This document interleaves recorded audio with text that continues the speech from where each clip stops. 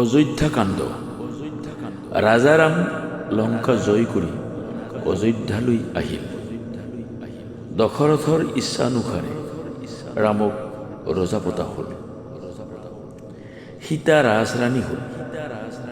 এখন সুন্দৰ প্ৰাপ্তি ৰাজ্য প্ৰতিষ্ঠা কৰি ৰাজ্য শাসন কৰি গ'ল ৰামচন্দ্ৰই। এয়া বাল্মীকি বিৰচিত ৰামায়ণৰ শেষ কাণ্ডৰ কথা। ইয়াত ৰামৰ মৃত্যুৰ কথা কোৱা হোৱা নাই। ইয়াত মাতা সীতাৰো মৃত্যুৰ কথা উল্লেখ কৰা নাই। ৰামৰ জল সমাধি, মাতা সীতাৰ বসুমতীৰ গৰ্ভত প্ৰৱেশ কৰা, এইবোৰ ঘটনা উত্তৰাকাণ্ড ৰামায়ণতহে পোৱা যায়, যিখন বাল্মীকিয়ে ৰচনা কৰা নাছিল। সীতাৰ বনবাস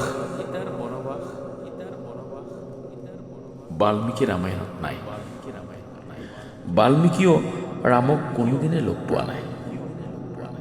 নাৰদ মুনিৰ মুখৰ পৰা ৰামৰ কাহিনী সাৰাংশখিনি শুনাৰ পিছত বাল্মীকিয়ে ৰামায়ণ ৰচনা কৰিছিল ক্ৰমশ।